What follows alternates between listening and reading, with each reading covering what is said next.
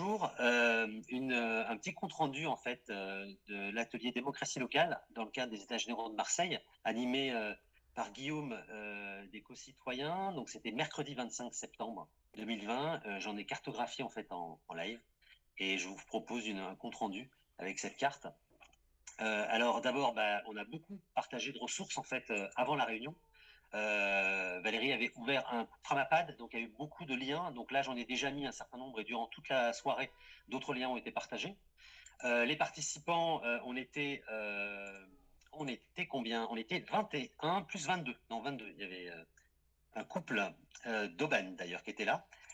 Donc sur Zoom, hein, on était sur Zoom. Et alors, enfin,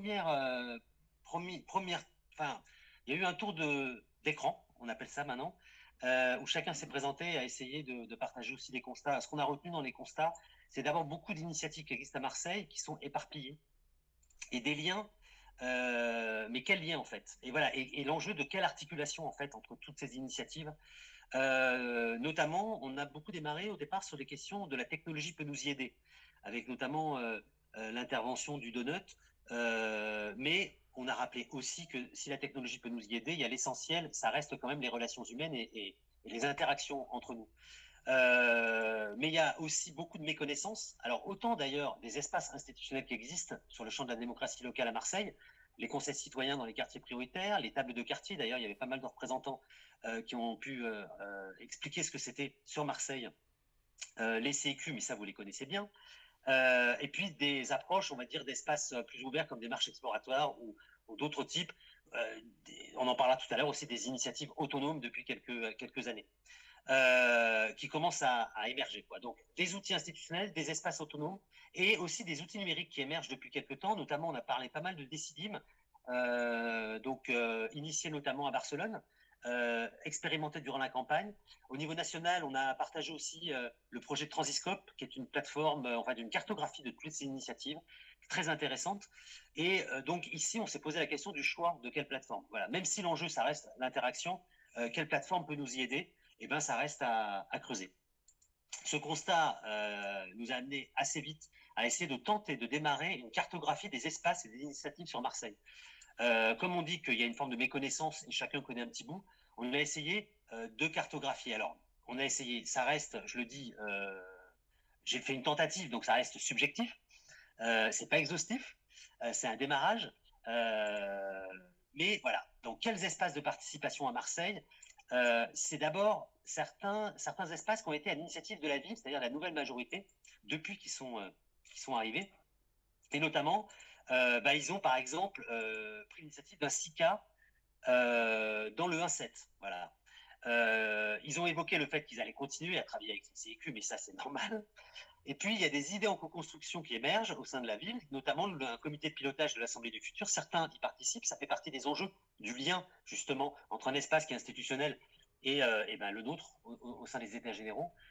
Donc, il y a cette Assemblée du futur est en cours de construction. Il y a aussi les ateliers de la transition. Certains participent aussi. D'ailleurs, il y a des comptes rendus qui sont partagés dans notre réseau pour voilà, beaucoup d'acteurs associatifs contribuent à ces ateliers. Comment, pourquoi, tout ça, on le découvre. Et puis, réflexion de Théo Chalande, parce que c'est l'élu en charge de ça, mais pour l'instant, il est toujours dans un stade de réfléchir, de rencontrer. Là aussi, assez peu d'espace ouvert, en tout cas, dans cette réflexion-là, et un calendrier dont on nous annonce à peu près au printemps prochain. Ça, c'est des initiatives de la ville. Mais nous, si on a pris l'initiative, c'est parce que on se dit que les États généraux sont nés aussi avec cet enjeu dès début 2019, dès l'appel, dès le manifeste. Et donc, on veut poursuivre, justement, d'être cet espace de lien. Et les entrées, j'ai essayé de cartographier avec 3 entrées, en fait. Alors, c'est une tentative, enfin 2 entrées. Une entrée territoriale et une entrée par thématique.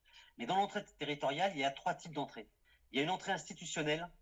Alors, je ne sais pas si vous voyez ça. Hop, je vais le grossir. Il y a le conseil citoyen, voilà, qui est uniquement dans les quartiers prioritaires, mais qui est piloté par la métropole, par l'État. Il y a des droits nouveaux qui sont depuis la loi de 2014, hein, qui permettent à des conseillers citoyens de pouvoir interpeller le préfet et notamment les institutions. Mais que fait la ville vis-à-vis des conseils citoyens? Pour l'instant, on ne le sait pas, ils y réfléchissent. Les sécu, j'en ai déjà entendu parler, pas entendu, vous en avez entendu parler, j'imagine, et j'en ai déjà parlé. Les espaces intermédiaires, c'est notamment les tables de quartier, qui est un espace ouvert à l'échelle d'un quartier, donc c'est beaucoup plus près d'un quotidien que les conseils citoyens qui sont à l'échelle quasiment d'un arrondissement. C'est quand même financé par l'État, donc il y a une part d'institution, mais il y a une animation vraiment ancrée et dans les territoires. Et je dirais, la vie d'une table de quartier ne fonctionne que s'il y a des habitants. Voilà. On n'est pas du tout dans le champ institutionnel des conseils citoyens. Et ça fonctionne plutôt bien. C'est-à-dire qu'il y a un peu d'argent qui permet justement de donner du temps à des gens qui font du lien en fait dans les quartiers. Hein, et il y avait quelques animateurs des tables qui ont pu exprimer aussi la fragilité, mais en même temps la réussite de cet espace. Voilà, qu'il faut intégrer dans la cartographie et voir quelle articulation on peut faire. Le collectif Co-construire, j'en ai parlé parce que ça reste modeste. Hein. C'est lié au CAC, au collectif des associations citoyennes au niveau national, qui a vocation plutôt à être dans une forme de représentation des petites associations. Les grosses associations, éducation populaire, travail social, sont tous représentés par des gros réseaux. Beaucoup d'associations, notamment des petites, notamment avec très peu de salariés, voire pas du tout, notamment dans les quartiers populaires, ceux-là ont très peu de capacité de pouvoir être reliés. Co-construire à Marseille a cette vocation, notamment pilotée par Destination Famille et Hervé, mais avec d'autres associations. Voilà, et c'est en relation aussi avec l'institution. Mais c'est plutôt, on va dire, association-institution. Voilà, il n'y a pas, pour le coup, d'habitants ni de territoire. On est plutôt sur des thématiques. Et là, par exemple, pour vous situer un exemple, là, on est plutôt sur l'amélioration de l'évaluation, en fait, de nos actions et sur la facilité administrative, comment dire, le fait de réduire un peu la complexité administrative et bureaucratique. Quoi. Voilà, c'est deux sujets sur lesquels on travaille. L'Agora Noailles, ça c'est un espace qui a été ouvert à partir du mois d'octobre, enfin de novembre, la première, le 24 novembre 2018, donc après le 5 novembre, et on a fait il y a quelques semaines la septième Agora, donc c'est un espace ouvert qui n'est pas organisé au sens où il n'y a pas de vocation à... C'est un espace ouvert où aujourd'hui des acteurs associatifs, des habitants s'y retrouvent pour faire un point d'étape tous les mois, 2 mois à peu près. Et là, depuis la dernière Agora, on a voulu justement travailler sur la dynamique de co-construction. Pourquoi j'en parle? Parce que ça doit s'articuler. Les questions qui vont se partager dans cette Agora, notamment l'atelier de reconstruction, va forcément nourrir un peu nos travaux. Et voilà. Et là, pour le coup, ces groupes de travail travaillent sur l'habitat, sur la sécurité, sur l'espace public et vivre ensemble, sécurité, espace public, végétalisation, équipement public, habitat et société, co-construction. Voilà, et ça c'est forcément. Il y a l'école d'archi aussi qui s'intéresse à Noailles. Ça serait intéressant de voir ce qu'ils font pour pas que ça soit uniquement, on va dire, voilà. Et puis il y a une dynamique dans l'Agora Noailles de faciliter aussi des dynamiques de recherche-action. Voilà. Donc de s'appuyer aussi sur les ressources. C'est pour ça que je parle de l'école d'archi, mais il y a d'autres chercheurs. Et en fait, voilà, comment une Agora, un espace peut faire ce lien-là au service évidemment du territoire de ses habitants. Voilà, comme un espace intermédiaire qui permet de co-construire, mais qui n'est pas institutionnel.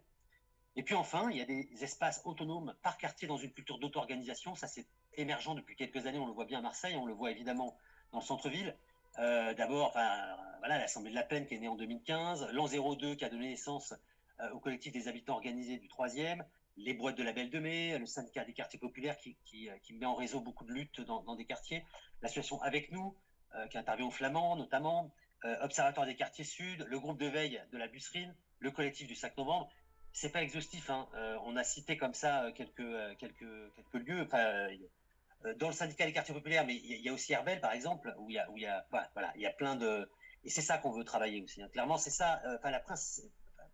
Beaucoup de ces espaces, en fait, d'acteurs, qui soient d'ailleurs organisés ou non, sont principalement les signataires du manifeste, en fait, de 2019, de janvier 2019. Donc c'est vraiment ça le cœur de notre légitimité.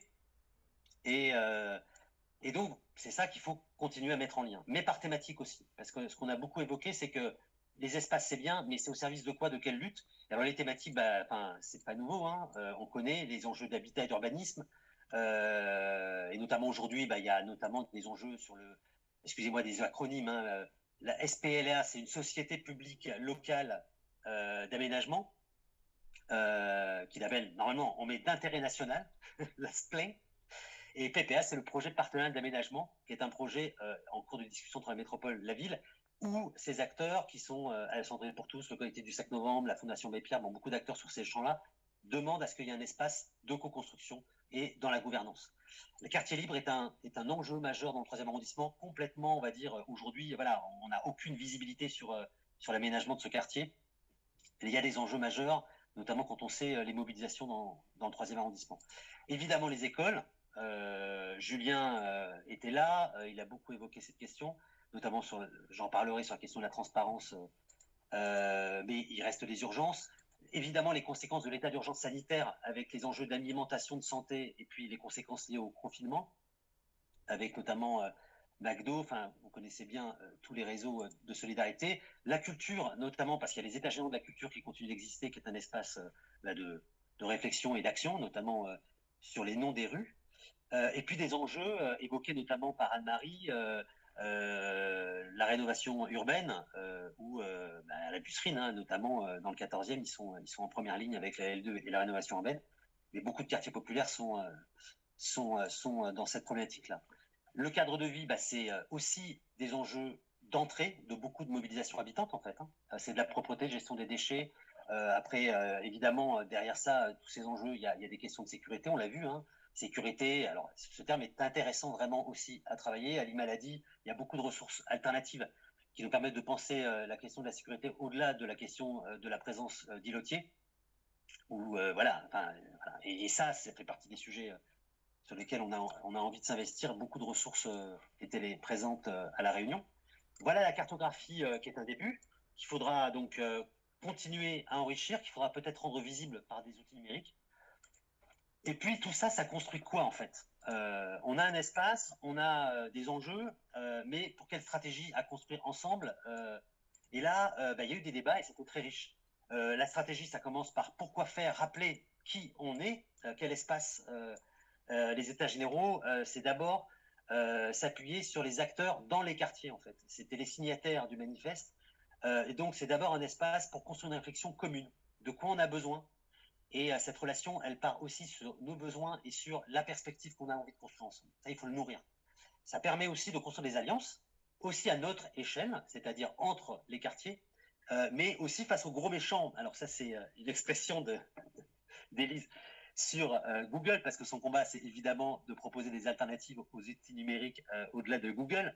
Mais c'est important aussi d'être, même si c'est des fois compliqué d'utiliser du libre, en tout cas, un des espaces, on revendique le fait de pouvoir les utiliser, c'est pour ça qu'on fait du Framapad et tout ça, mais ça va y aller par étapes.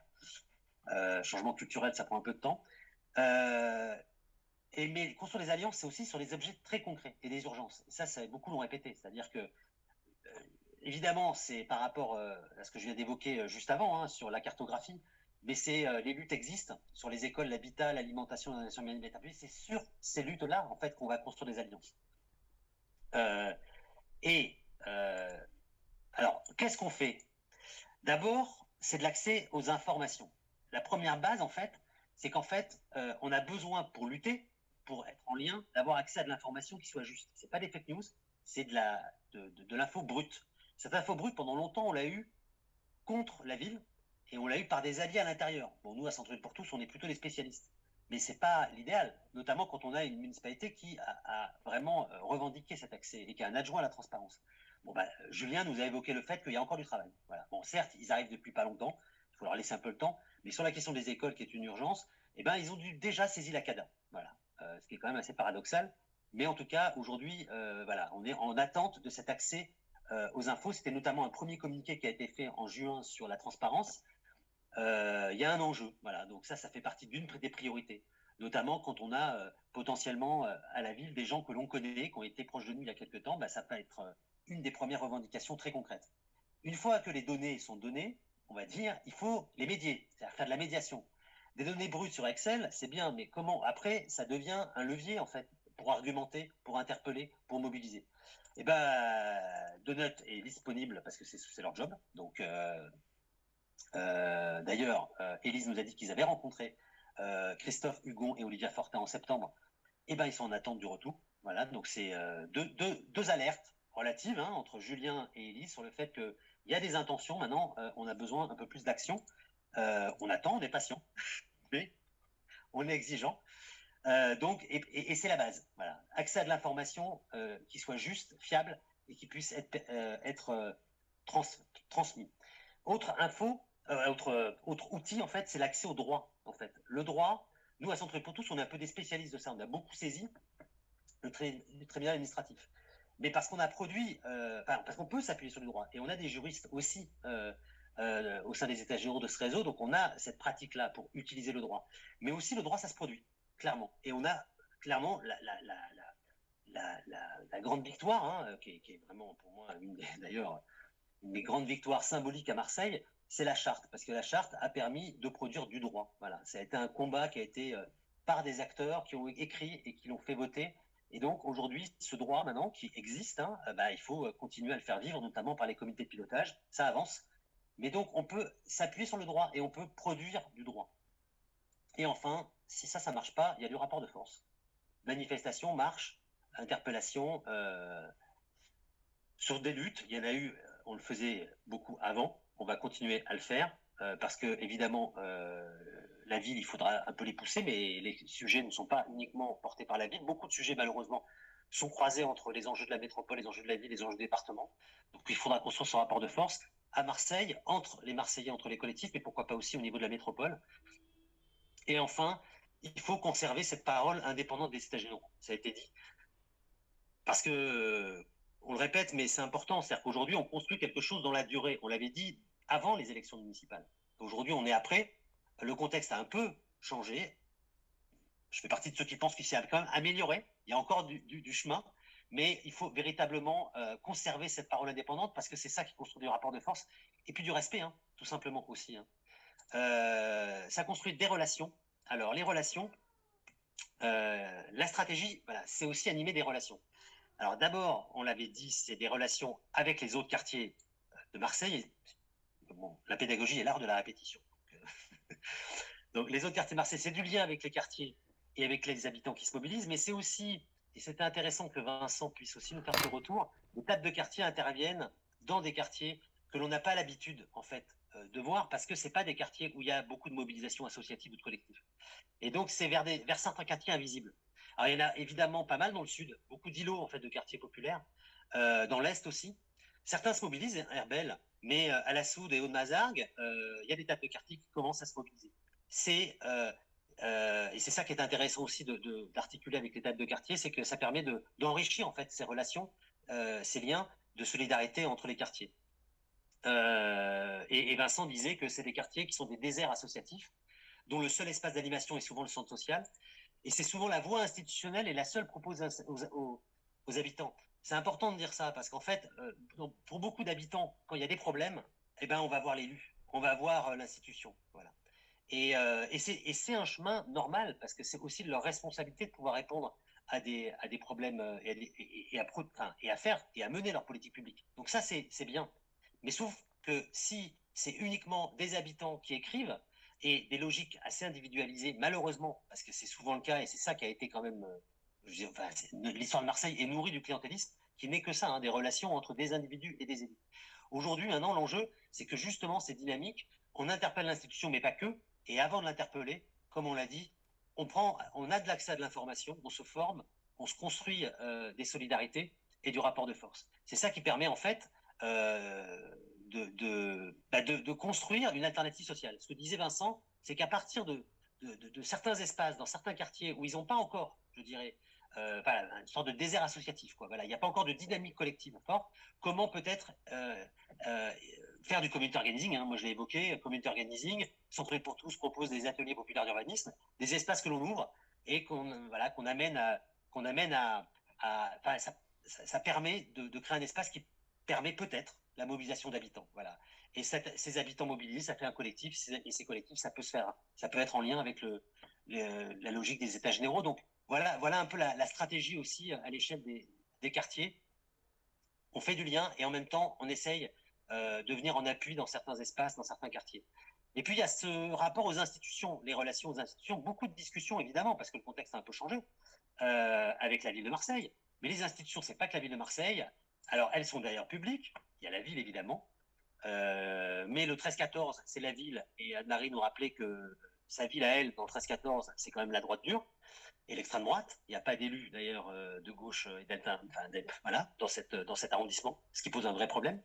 Donc il faut aussi prendre en compte cette question-là. Il y a évidemment l'autre institution importante, c'est l'État, et puis la métropole et le conseil départemental, que l'on a repéré comme institution en capacité d'agir dans nos quartiers.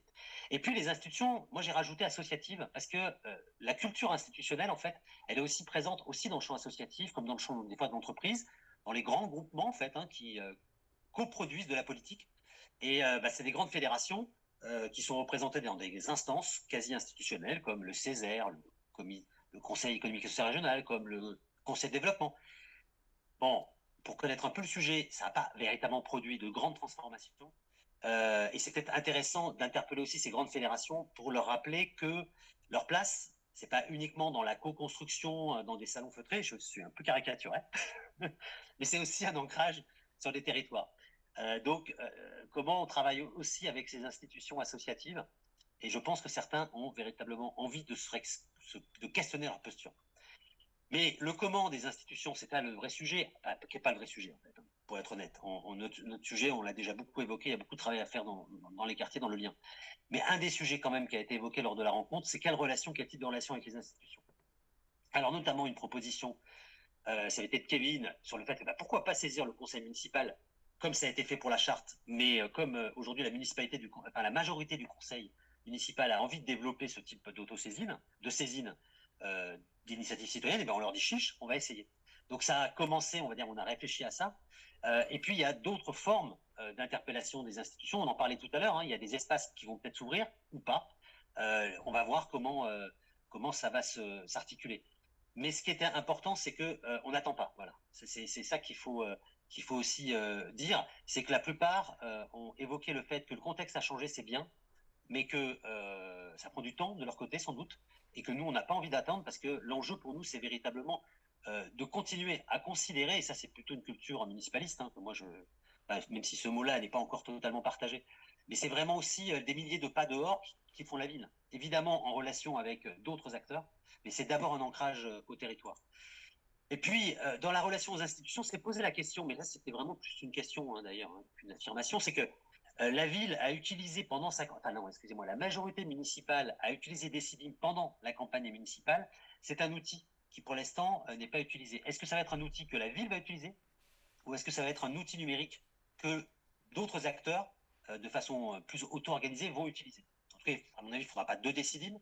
Ça fait partie des questions qu'il faut se poser, et c'est pas la même chose quand c'est d'initiative d'une ville, qui peut facilement se rentrer quand même sans être parano dans une logique de communication municipale, plutôt qu'un espace qui permet justement les interactions avec les habitants, des acteurs associatifs, et évidemment une interpellation de l'ensemble des institutions. C'est pas la même chose, et là-dessus, sur ces questions de relations aux institutions, on ne sait pas si la ville va ouvrir plein d'espaces d'en haut en nous invitant, ou va peut-être essayer d'attendre, de voir quel type d'espaces peuvent se construire par le bas, et peuvent aussi, à l'échelle de la ville, renforcer par des mises à disposition d'informations, première exigence, ou d'autres types de moyens. Ça fait partie des choses qu'on questionne. Et nous-mêmes, d'ailleurs, on a vu que ça faisait débat, parce que la richesse des alliances, c'est aussi nos cultures différentes. Voilà. Voilà, c'est riche. J'espère que je vous ai déjà pas gavé, parce que c'est presque fini. Les étapes, c'est d'abord commencer à petite échelle, en fait. Donc, commencer à petite échelle. Attention aux outils numériques, on l'a déjà dit. Travailler l'usage et la médiation. Partage de toutes les infos. Donc ça, c'est vraiment quelque chose sur lequel, quand on est sollicité, on met ça dans le pot commun d'un espace numérique qui est le site internet et puis notre mail list. Et puis, il faut, nous, créer les cadres collectifs. Voilà, c'est notamment les rencontres de cet atelier, c'est les rencontres mensuelles, j'espère en présentiel bientôt. Et attention, nous ne sommes pas un espace d'aide à la décision pour le printemps marseillais. Donc ça, c'est des expressions que j'ai entendues dans la réunion. Qui sont partagées, nous devons construire un espace avec une parole radicale. Alors radical, ce mot-là, et moi j'aime bien, c'est le mot racine, radical, c'est prendre à la racine. Après, il y a différentes interprétations de ce terme. Et puis, nous sommes notre propre référentiel. Voilà, c'est-à-dire qu'à un moment donné, c'est nous qui décidons à partir de ce qu'on fait. Hein. Cela ne veut pas dire qu'on n'est pas en relation, mais c'est un point de départ. Voilà, et c'est important de le dire. Enfin, tout ça, ça amène quand même de façon plus concrète pour ce qui est des enjeux de coordination. Et alors, laquelle organisation? On va être très modeste. Hein, c'est d'abord un boucle mail. Cet atelier, c'est la première fois qu'il se relance sur cette thématique. On a mesuré tous les enjeux. Et ben, il y a une boucle mail des participants. On va l'ouvrir et on va proposer à la mail list des états généraux. Il y a une framaliste donc qui va s'ouvrir. Qui l'anime? Tout ça, c'est à organiser. Guillaume l'a animé cet atelier. Il est évidemment prêt à poursuivre, j'en suis sûr. Mais il y en a d'autres. Parce que l'enjeu pour nous, c'est évidemment la disponibilité. Hein. On est tous des bénévoles avec évidemment d'autres engagements par ailleurs. Donc il faudra travailler la coopération. Et enfin, un enjeu majeur de la coordination, c'est garder des traces, documenter. Donc tout ce qui est production et diffusion des comptes rendus, on a commencé à le faire. Et là, moi je remercie. On fait une première, parce que moi j'ai souvent l'habitude de faire des cartes en direct et de restituer par image donc des cartes, mais par transcription en Word, ce qui est moins vivant. Donc là, on fait une première en vidéo. Donc si ça marche bien, c'est bien. Donc tout documenté. Ensuite, aussi travailler par l'impression d'un livret, notamment sur les états généraux de juin 2019. On a quand même beaucoup de contenu sur le site. Comment, première étape, ça devient un livret. Là, on fait un appel clair à des graphistes et à un peu de temps de professionnels parce qu'il y a beaucoup de contenu qu'on va devoir qui sont disponibles dans le site, mais qu'on aimerait aussi valoriser dans le cadre d'un livret. Et puis avec cela, nous aurons des outils de communication qui valorisent l'essentiel, c'est du récit qui construit notre histoire commune. Parce qu'en fait, tout ce que l'on fait là, c'est aussi le sentiment d'être utile à chaque fois que l'on se voit, en fait. Parce que les combats que l'on mène sont des fois tellement loin, haut, ambitieux, que des fois, ça peut nous donner le sentiment d'être impuissant ou d'être épuisé. Eh ben non, en fait, moi j'insiste beaucoup sur les relations qu'on tisse et l'apprentissage que l'on mène tout le temps, en fait, dans les relations qu'on a. Moi, perso, en tout cas, c'est ce qui se passe. Et ça se valorise aussi par ce type de compte-rendu-là, par des retours, par de l'écrit, voilà. Et donc, il y aura peut-être, et je sais qu'il y a des gens dans les états généraux qui sont attentifs à laisser des traces, qui soient sous format écrit, sous format vidéo, sur du son. C'est pas ce qui manque les ressources, c'est ça qu'il faut peut-être organiser. En tout cas, c'est fait partie de nos priorités en termes de coordination. Et enfin, la dernière étape, c'est la prochaine réunion. La prochaine réunion des états généraux mensuels, elle a lieu donc à l'Agora. La thématique, c'est la sécurité, mais pas que, hein, c'est le cadre de vie, le vivre ensemble, et notamment s'en saisir avec d'autres solutions que la solution classique de la police et de la répression. Donc c'est Anne-Marie qui nous avait proposé ça à la dernière réunion. Donc prochain rendez-vous au centre social. On vous fixera la date très prochainement. Et ensuite, l'atelier. Alors évidemment, autre chose importante, la solidarité liée au confinement, c'est en cours, vous le savez, il y a plein d'initiatives, notamment une initiative dans le 3e arrondissement d'interpellation des pouvoirs publics. Et puis les traces entre les initiatives autour de la facture et l'initiative de FATI, de Dictat Ressources. On a évoqué le fait d'articuler justement toutes ces initiatives-là qui sont des initiatives qui documentent. Et comme notre objectif, c'est que cette documentation elle puisse être vraiment nourrie, enrichie et partagée, l'idée c'est d'articuler toutes ces initiatives-là et de contacter très prochainement Fatih. Donc Fatih, si tu nous écoutes, on va bientôt te contacter. Et enfin, l'atelier, quelle suite à notre atelier démocratie locale? Il y a une prochaine réunion de prévue, il y a une mail list comme je l'ai évoqué. Et donc si vous êtes motivé, si vous êtes intéressé par ce petit compte rendu, si vous n'êtes pas saoulé par tout ça, rejoignez-nous. Voilà, je n'ai plus qu'à dire ça. Vous aurez très vite des nouvelles au sein de la mail list des états généraux. À bientôt.